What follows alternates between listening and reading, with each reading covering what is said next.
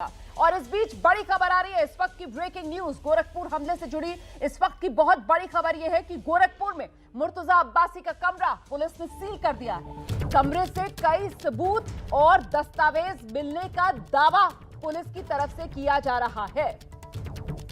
तो कमरा जहां ठहरा हुआ था मुर्तजा अब्बासी, वो कमरा पुलिस ने सील कर दिया है और उस कमरे से कई और सबूत और दस्तावेज भी बरामद हुए हैं। देखिए, पहले ही पुलिस की तरफ से बताया गया है कि एक तो वो हथियार था जो इस आरोपी के हाथ में था, इसके अलावा इसके बैग से 2 और हथियार भी मिले हैं।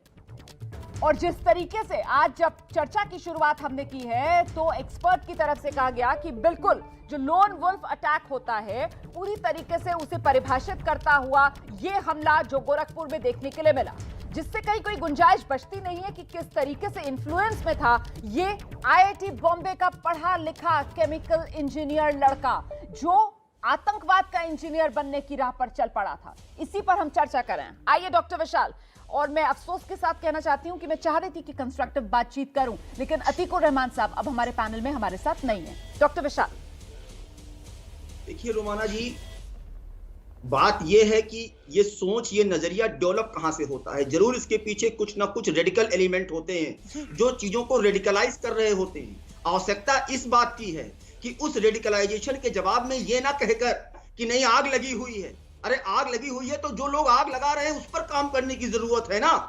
आप मुझे बताइए कि जय पढ़ा लिखा लड़का आईआईटी मुंबई से केमिकल इंजीनियरिंग की पढ़ाई करके आता है और तमाम रिपोर्ट सामने निकल के आ रही हैं कि किस प्रकार से वो लगातार जाके नाइक के टच में था, किस प्रकार से लगातार वो आईएसआईएस के संपर्क में था, किस प्रकार से लगातार वो उन चीजों से प्रभावित हो रहा था। इतना सबूत आने के बाद भी यदि ये कहा जाए कि नहीं आग बराबर लगी हुई है तो इससे क्या मैसेज जाता है? आज आगे बढ़कर ऐसे लोगों को जवाब देने की आवश्यकता है जो अलगाववादी तत्व हैं, जो रेडिकलाइज एलिमेंट हैं, उनको ये समझाने की आवश्यकता है कि नहीं आप गलत रास्ते पर जा रहे हो। ये लोग बैठकर चंद बातें कहकर आपको आतंकवाद की भीड़ में झोंकना चाहते हैं। जाके नाइक के आप जरा डिबेट तो सुनिए, क्या तकरीरें वो पेश करते हैं। वो कहते हैं आतंकवादी बनना चाहिए, अब देखिए वो कहते हैं जबरदस्ती धर्मांतरण कराओ।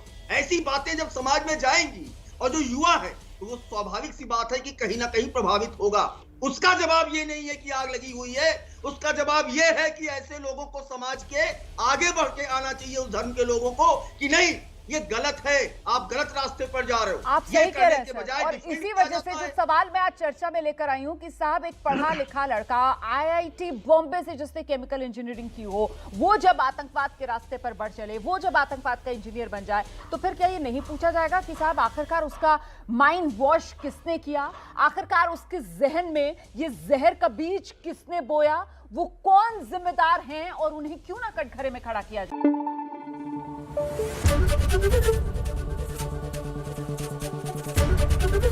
एबीपी न्यूज आपको रखे आगे।